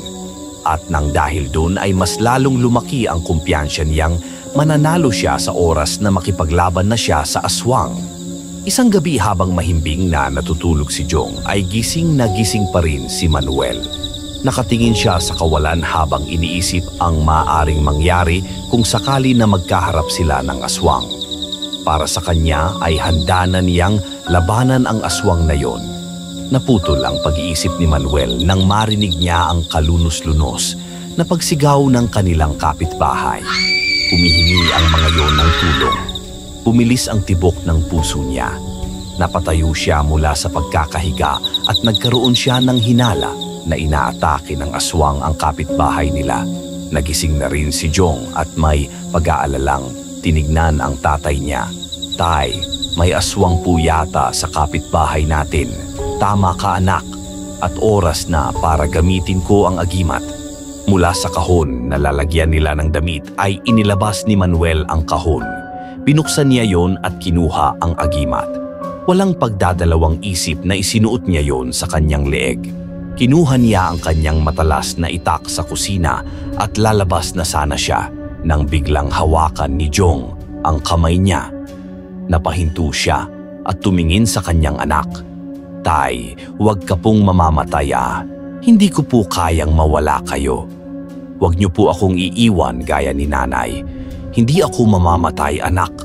Kung meron mang mamamatay ngayong gabi, yun ay ang aswang at hindi ako. Dito ka lang anak, huwag kang lalabas kahit na anong mangyari." Tumango si Jong at binitiwan siya nito. Naramdaman niya ang tiwala ng anak niya sa kanya, kaya mas lalong lumakas ang kanyang loob. Paglabas ni Manuel ng bahay ay naramdaman niya kaagad ang pagbuhos ng kakaibang lakas sa kanyang katawan na parang apoy na gumagapang mula sa kanyang dibdib patungo sa bawat hibla ng kanyang laman. Dumaan siya sa likuran ng kanilang bahay at mabilis na tinakbo ang bahay ng kapitbahay nila na pinagmumulan ng mga sigaw. Pagdating niya roon ay giniba niya ang pinto gamit ang balikat. Sa loob, bumungad sa kanya ang isang karumal-dumal na tagpo. Isang aswang na mabalahibo, may mahahabang kuko at pulang-pula ang mga mata. Ang kasalukuyang nilalapa ang isang lalaki. Sa isang sulok, nanginginig ang asawa ng biktima na yakap ang dalawang batang umiiyak. Hindi nag-aksaya ng oras si Manuel. Sinugod niya ang aswang at buong lakas na hinila niya ito palayo sa lalaki. Hinila niya ito hanggang sa mailabas niya ito ng bahay. Malakas niya itong ibinalibag pasadsad sa lupa. Mabilis na tumayo ang aswang at nanlilisik ang mga matang tiningnan nito si Manuel. Nakita niya ang panlalaki ng mga mata ng aswang habang nakatuon ang mga mata nito sa agimat nakasabit sa kanyang leeg. "Nasa iyo ang agimat, ibigay mo sa akin yan. Kunin mo kung makukuha mo." Walang inaksiyang segundo si Manuel. Itinaas niya ang kanyang matalas na itak at umatake ng mabilis sa aswang. Pakiramdam niya ay may kung anong nakasanib sa kanya kaya napakabilis ng kanyang mga galaw. Bawat pag-atake na ginawa ni Manuel ay matagumpay naman na naiwasan ng aswang. Ngunit sa isang mabilis na pag-atake niya ay nagawa niyang masugatan ang aswang sa dibdib gamit ang matalas niyang itak. Umatras ang aswang habang umaangil ito na parang isang mabangis na hayop. Umuusok ang balat ng aswang kung saan ito tinamaan ng talim ng itak. Mabilis na sumugod ang aswang at gumanti ito ng suntok, ngunit nasalag yon ni Manuel gamit ang kanyang bisig. Malakas niya itong tinulak sabay tinaga. Muling tinamaan sa braso ang aswang nang ipangsalag nito yon. Umatras ang aswang habang nagngangalit ang mga panga nito at matalim ang mga matang nakatingin kay Manuel. "Nakalamang ka ngayon, Manuel, dahil sa agimat na suot mo. Pero sa susunod nating paghaharap, sisiguraduhin kong mapapatay na kita. Napamaang si Manuel dahil sa pagtataka kung bakit siya kilala ng aswang. Sa isang kisap mata ay tumakbo ang aswang palayo at agad na naglaho sa kanyang paningin. Habang humihingal si Manuel ay pinalikan niya ang kanyang kapitbahay. Nang makita niya na buhay pa ang lalaking nilapan ng aswang, ay agad siyang tumawag ng tulong upang madala ang lalaki sa ospital. Matapos, yun ay bumalik na siya sa bahay nila at naabutan niya si Jong na nakaluhod sa altar habang nagdadasal. Nang maramdaman ni Jong ang presensya niya ay agad itong tumayo at sinugod siya ng mahigpit na yakap. Tay, buhay ka. Salamat sa Diyos. Panginoon, salamat po. Ano bang akala mo? Mamamatay ako. Hindi naman po, tay. Siyempre, natatakot din po ako para sa inyo kasi aswang po ang kalaban niyo eh. Ano po bang palang nangyari, tay? Napatay niyo po ba yung aswang? Hindi, anak. Hindi ko siya napatay. Nakatakas siya nang masugatan ko siya. Pero ang ipinagtataka ko ay kung bakit niya ako kilala at alam niya na kaya ako malakas ay dahil sa agimat. Tinawag niya ako sa pangalan ko. Natigilan si Jong at nahulog ito sa malalim na pag-iisip. Hindi nagtagal ay tumingin ito sa kanya habang nanlalaki ang mga mata. Tay, hindi po kaya taga rito lang po sa atin yung aswang na yon. Baka sa umaga po ay tao siya at sa gabi nagiging aswang siya. Naisip ko lang po na baka isa siya sa mga kakilala nyo rito sa baryo kaya alam niya po ang pangalan nyo. Ang talino mo talaga, anak. Manang-mana ka talaga sa akin. Siyempre naman po, tay. Sayang naman po ang pagpapaaral niyo sa akin kung hindi ko po gagamitin ang utak ko. Pero anak, sino sa mga kakilala ko ang aswang? Sa dami ng kakilala ko rito sa baryo, mahihirapan tayong matukoy kung sino sa kanila ang aswang. Yan po ang problema natin ngayon, tay. Sa tingin ko po kasi ay mas magiging madali kung alam natin kung sino ang aswang dito sa baryo natin. Ang lamang lang po niya sa inyo ngayon ay kilala niya kayo. Tay, natahimik ang mag-ama. Napagtanto ni Manuel na tama ang kanyang anak. Habang nag-iisip ay hindi siya makapaniwala sa posibilidad na isa sa mga kakilala niya sa kanilang baryo ang aswang na ilang taon nang nananalasa sa baryo nila at pumatay sa kanyang asawa at anak. Nangako siya sa kanyang sarili na kahit sino pa ang aswang ay papatayin niya pa rin ito. Dahil sa dami ng buhay na kinuha nito sa mga nakalipas na taon, naniniwala siyang kamatayan ang nararapat na kaparusahan para dito. Simula nang magkaroon si Manuel at Jong ng hinala na maaaring isa sa mga kakilala ni Manuel, ang aswang na umatake sa kapitbahay nila ay naging mas mapagmatsyag si Manuel sa bawat taong kanyang nakakasalamuha. Sinimulan niyang obserbahan ang kilos ng bawat kasamahan niya sa trabaho, ang mga tingin, mga galaw at kung paano makisalamuha sa iba. Lahat ng yun ay matama niyang pinag-aralan. Ngunit sa bawat araw na lumilipas ay wala siyang nakitang sinyalis ng pagkakaiba ng mga ito at lahat ay tila ordinaryong tao lamang. Kaya naman nanatiling palaisipan sa kanilang mag-ama kung sino ang nilalang na may alam ng kanyang pangalan at ang tungkol sa suot niyang agimat. Isang hapon, pagod na umuwi si Manuel mula sa pagtatrabaho. Umupo siya kaagad at napansin niya si Jong na abala sa kusina. Naamoy niya ang niluluto nitong adobo. Nang makita siya ni Jong ay lumapit kaagad ito sa kanya. Tay, mukhang pagod na pagod po kayo ah. Sinabi mo pa, paano? Bukod sa pagtatrabaho ay isa-isa ko pang minamatyagan ang mga katrabaho ko. Pero wala talaga akong makitang kakaiba sa kanila anak para masabi ko na siya ang aswang. Ako nga rin po tay eh. Nagmamatiyag din po ako sa mga tao dito sa baryo pero wala akong makita na pwedeng maging aswang. Mga mukhang aswang meron po pero yung literal na aswang talaga wala po eh. Ikaw talagang bata ka, hindi bale anak. Sa oras na muling umatake, yung aswang ay haharapin ko na lang ulit siya at sisiguraduhin ko na sa oras na yon ay mapapatay ko na siya. Pero tay, hindi niyo po ba naisip na baka gamitin niya po ang lamang niya sa inyo na kilala niya po kayo? Hindi agad nakapagsalita si Manuel sa sinabi ng kanyang anak. Kung hindi pa yun sinabi ni Jong ay hindi niya mapagtatanto na posible nga yung mangyari. Maaaring saktan ng aswang si Jong dahil sa alam ng aswang kung sino ang mahal niya sa buhay. Sa posibilidad na yun ay mas tumindi ang kaba ni Manuel at napagtanto niya na kailangan nilang mag-ingat na mag-ama. Sa gitna ng pag-uusap nila ay nakarinig sila ng ugong ng sasakyan sa labas ng kanilang bahay. Sabay silang napatingin sa nakabukas na pinto at mula roon ay nakita ni Manuel ang isang pamilyar na sasakyan. Bumaba doon si Don Arturo at matikas na naglakad palapit sa bahay ni na Manuel. Aba, tay si Don Arturo, yun na, ano po kayang kailangan niya? Lumabas si Manuel at sinalubong si Don Arturo. Magandang hapon po sa inyo, Don Arturo. Manuel, pwede ba tayong mag-usap sa loob? Sige po, pasok po kayo. Pinauna ni Manuel na pumasok si Don Arturo bago siya sumunod dito. Umupo si Don Arturo sa pang-isahang upuan habang sina Manuel at Jong naman ay sa mahabang upuan. Jong anak, lumabas ka na muna at may pag-uusapan lamang kami ni Don Arturo. Hindi mo na siya kailangang palabasin, Manuel.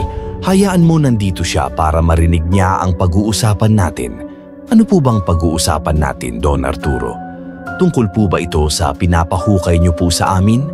Hindi agad nagsalita si Don Arturo bagkus ay inililis nito pa itaas ang manggas ng suot nitong long sleeves na polo.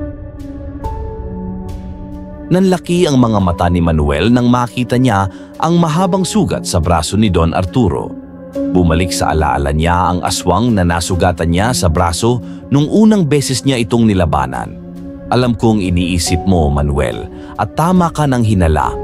Ako ang aswang na nakaharap mo. Ako ang aswang na matagal na sumasalakay sa baryong ito. Natigalgal ang mag-ama at kapwa sila nagimbal sa sinabi na yon ni Don Arturo. Agad namang pinigilan ni Manuel ang pagsiklab ng galit sa puso niya nang mapagtanto niyang si Don Arturo ang aswang na pumatay sa kanyang asawa at anak. Alam ko rin na hinahanap niyo kung sino ang aswang. At alam ko na hindi magtatagal ay malalaman niyo rin na ako ang hinahanap niyong dalawa. Hindi ako nandito para makipag-away. Nandito ako para kunin ang isang bagay na alam kong sa akin. Ang pinakamakapangyarihang agimat ng engkanto. Yun ba? Tama ka, Manuel. Marunong ka rin palang mag-isip. Nang maglaban tayo ay nakita kong suot mo yon. Ngayon gusto kong ibigay mo sa akin yon, ha? Ngayon naiintindihan ko na. Sinabi sa akin ng engkanto na tanging may mga mabubuting puso lamang ang makakahukay sa agimat. Hindi mo yun mahuhukay kasi masama ka. Kaya kami ni Jong ang inutusan mo maghukay nun.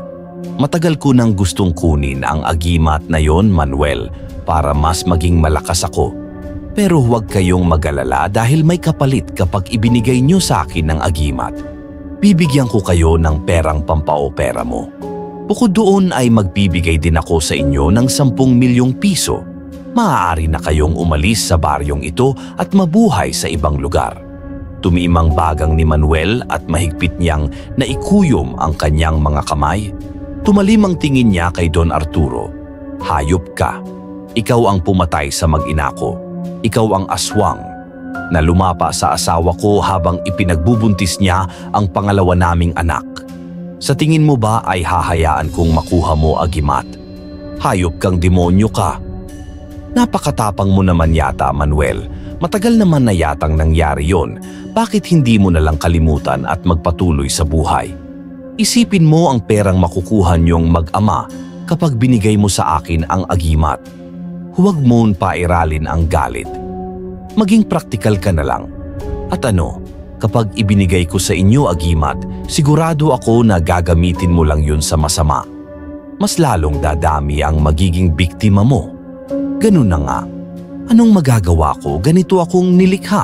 Ipinanganak ako para pumatay ng tao dahil kayo ang pagkain ko. Pues makakaalis ka na, Don Arturo. Wala kang makukuhang agimat sa akin. Bibigyan kita ng ilang araw para makapag-isip, Manuel. Hindi na kailangan. Hindi ko ibibigay sa iyo ang agimat kahit anong mangyari. Biglang tumayo si Jong at kinuha nito sa kusina ang itak. Itinutok nito yon kay Don Arturo na ikinagulat naman ni Manuel. Umalis ka na ritong demonyo ka. Kaya pala sama ng ugali mo kasi aswang ka. Pinapahanga niyo akong mag-ama. Masyado kayong matatapang. Tignan na lang natin kung hanggang saan ang tapang niyo. Kahit may agimat ka pa, Manuel, ay hindi ka mananalo sa akin. Magagaya ka lamang sa asawa't anak mo. Tumayo si Don Arturo at malalaki ang hakbang na naglakad palabas. Nang marinig nila ang pag-alis ng sasakyan nito, ay hindi na napigilan pa ni Manuel ang pagdaloy ng kanyang mga luha. Hindi siya makapaniwala na ang aswang na pumatay sa kanyang mag-ina ay matagal na pala niyang kilala. Sa kabila ng kalupitan ni Don Arturo ay mas pinili pa rin niyang igalang ito dahil ito ang nagbigay sa kanya ng trabaho. Ibinaba ni Jong ang itak upang yakapin si Manuel. Hayop siya, Jong. Wala siyang puso. Sa tingin ba niya ay mababayaran niya ng pera ang buhay na kinuha niya? Tay, kailangan mo na talaga siyang tapusin. Sigurado ako na mas nanganganib na ang buhay nating dalawa ngayon. Hindi ako papayag, anak, na may mapatay pa siya at hindi ako papayag na masaktan ka niya. Matapos ang pangyayaring yon ay hindi na pumasok muli si Manuel sa hasyenda ni Don Arturo. Hindi na rin siya nagtangkang sabihin sa mga tao kung sino talaga si Don Arturo dahil sigurado siyang itatanggi lang nito yon. May posibilidad din na baligtarin sila nito at ito ang mas paniwalaan ng mga tao dahil nga sa marami itong pera. Ang plano niya ay makita mismo ng mga tao kung anong uri ng halimaw si Don Arturo. Walang gabing hindi alerto sina Manuel at Jong. Madalas ay isa sa kanila ang gising at nagbabantay habang ang isa naman ay natutulog.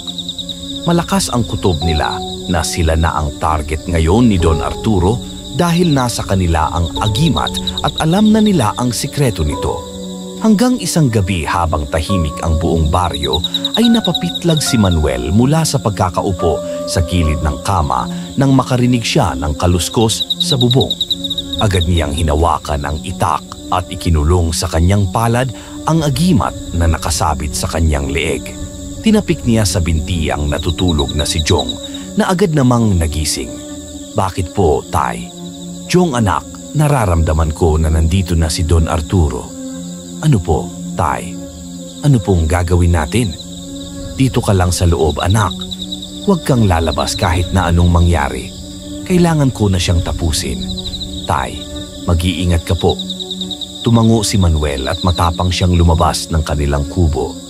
Tumayo siya sa harapan at sa bubong ay nakita niya ang isang aswang na nakatayo roon.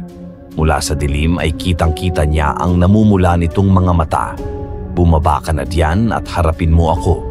Isang nakakatakot na halakhak ang pinakawalan ng aswang at saka ito tumalon pa ibaba. Bibigyan pa kita ng isang pagkakataon, Manuel.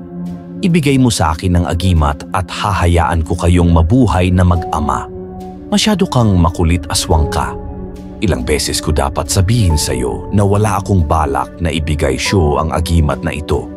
Nangangalit ang ngipin ng aswang at sa isang iglap ay bigla itong umatake. Napakabilis nito na para bang isa itong kidlat. Isinangga ni Manuel ang itak sa matutulis na kuko ng aswang at doon na nga nagsimula ang kanilang sagupaan. Nagpalitan ang dalawa ng pag-atake at pagdepensa. Sa una ay lumalamang si Manuel. Bawat sugat na natatamo ng aswang ay umuusok ito dahil sa kapangyarihan ng agimat. Nang marami ng sugat, si Don Arturo ay umatras ito habang bakas sa mukha ang sakit. Ramdam na ramdam ni Manuel ang ibinibigay sa kanyang lakas ng pinakamakapangyarihang agimat. Ano, Don Arturo? Sumusuko ka na ba? Hindi porkit nakakalamang ka ay kailangan ko ng sumuko. Hindi ako titigil hanggat hindi ko nakukuha ang agimat at hindi kita napapatay. Muling nagpatuloy ang kanilang sagupaan. Hindi nagtagal ay biglang bumaliktad ang laban. Sa isang mabilis na galaw ay sinunggaban ni Don Arturo si Manuel. Mahigpit siya nitong niyakap sa bewang at saka siya malakas na ibinagsak sa lupa. Bago pa makabawi si Manuel ay pinilipit ng aswang ang kanyang braso at sinundan nito yon ng malakas na tadyak sa kanyang dibdib. Kumalat ang sakit sa katawan niya at nabitiwan niya ang itak. Malakas na sinipa ni Don Arturo ang itak at tumalsik yon malapit sa pinto ng kanilang bahay. Binitiwan ng aswang si Manuel at tumayo ito sa harapan niya habang nakangisi ng malaki. Paano ba yan? Wala ka ng sandata. Paano ka pa makakalaban sa akin, Manuel? Tumiim ang bagang ni Manuel habang nakaupo sa lupa hanggang sa nakita niya na kinuha ni Jong ang itak at walang pagdadalawang isip itong tumakbo pasugod sa aswang. Isinaksak ni Jong ang itak sa tagiliran ng aswang. Napaluhod ang aswang habang hawak ang tagiliran. "Tay, ang itak niyo po." Ibinato ni Jong ang itak kay Manuel. Matagumpay naman yun na nasalo at agad siyang tumayo sa harapan ng nakaluhod na aswang. "Nakalimutan mo yatang dalawa kaming kalaban mo." Hindi na hinintay ni Manuel na makapagsalita ang aswang at buong puwersa niyang tinaga ito sa leeg. Sa lalim ng sugat na nilikha ng pagtaga niya ay halos humiwalay na ang ulo ng aswang sa katawan nito. Duguan at walang buhay na bumagsak ang katawan ng aswang sa lupa. Masayang lumapit si Jong kay Manuel at nagyakap silang dalawa. "Ang galing mo, tay. Napatay niyo na po ang aswang. Talo na sana ako, anak kung hindi mo lamang ako tinulungan. Maraming salamat, anak. Siyempre naman po hindi ko po kayo pwedeng pabayaan, no? Tatay ko po kayo Salamat, anak. Sa wakas na ipaghiganti na rin natin ang nanay at kapatid mo pati na rin ang mga taong pinatay ng hayop na Don Arturo na yan." Sa pagtingin ni Manuel sa paligid ay napansin niya ang mga taong nakasilip sa bintana at pinto ng kani-kanilang mga bahay. May ilan na lumabas at naglakad palapit sa kanila. "Mga kasama, magsilabas kayo sa inyong mga bahay. Tignan niyo kung sino ang aswang na matagal nang nananalasa dito sa ating baryo. Lumapit kayo rito para makita niyo kung sino ang pumapatay sa mga mahal natin sa buhay." Mas dumami ang mga taong lumapit upang makita ang walang buhay na aswang na nakahandusay sa labas ng bahay ni Manuel. Lahat ay nasaksihan ang unti-unting pagbabalik ng anyo ng aswang sa pagiging tao hanggang sa tuluyan na yung naging si Don Arturo. Pinalot ng gulat ang lahat ng tao habang si Manuel ay inakbayan si Jong at magkasama silang pumasok sa kanilang tahanan. Makalipas ang ilang araw ay tuluyan na ngang bumalik ang kapayapaan at katahimikan sa baryo ni Manuel. Matapos mamatay ng aswang ay namuhay na ng normal ang lahat at nawala na ang takot nila sa tuwing sumasapit ang gabi. Isang umaga, nagtungo sina Manuel at Jong sa ospital para muling magpa-test si Manuel. Napansin kasi niya na hindi na sumasakit ang dibdib niya nitong mga nakaraang araw at umasa siya na magkakaroon ng panibagong resulta ang mga test na isasagawa sa kanya. Makaraan lamang ang ilang oras na paghihintay.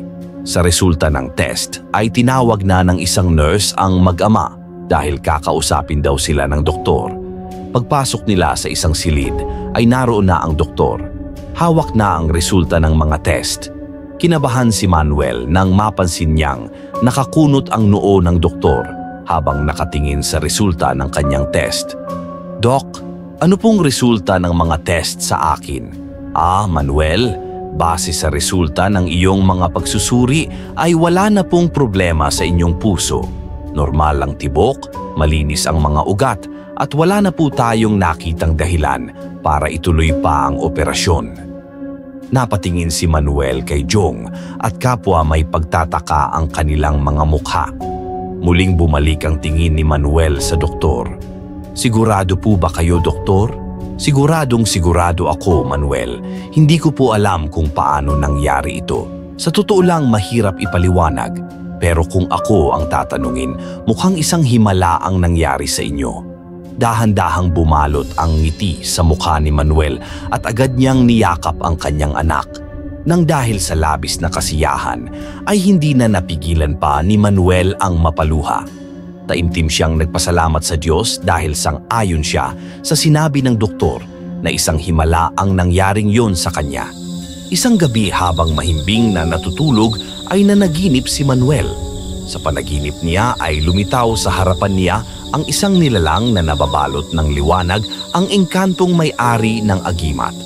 Ipinahayag nito na bilang gantimpala sa kabayanihan ni Manuel sa pagpatay kay Don Arturo na isa palang aswang ay ginamit ng pinakamakapangyarihang agimat ang kapangyarihan nito upang pagalingin ang puso ni Manuel. Bukod doon ay itinuring ng lahat ng mga bayani sina Manuel at Jong. Bilang pagkilala sa kanilang katapangan at kabutihang loob ay binigyan si Manuel ng maayos na trabaho sa munisipyo ng kanilang mayor. Si Jong naman ay pinagkalooban ng isang full scholarship hanggang sa kolehiyo ng isang kilalang universidad sa lungsod. Ilang linggo makalipas ang lahat. Bumalik sina Manuel at Jong sa gubat.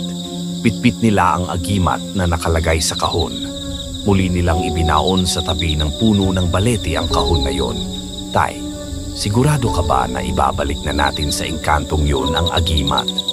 Oo, anak, tapos na ang tungkulin ng agimat sa baryo natin kaya kailangan na nitong muling magpahinga. Pero tay, paano po kung sumalakay ulit ng mga aswang? Wala nang aswang na sasalakay sa baryo natin, anak. At kung sakali mang meron, sigurado ako anak na gagawa ng paraan ang engkanto para mapunta ang agimat sa susunod na karapat-dapat. Ginulo ni Manuel ang buhok ni Jong at sabay silang naglakad palabas sa gubat. Mula noon, nanatiling tahimik na at payapa ang kanilang baryo at nalayo na yon sa anino ng takot at pangamba. Lahat ng tao doon, kabilang na sina Manuel at Jong, ay naging handa para sa panibagong simula na puno ng pag-asa at kasiyahan.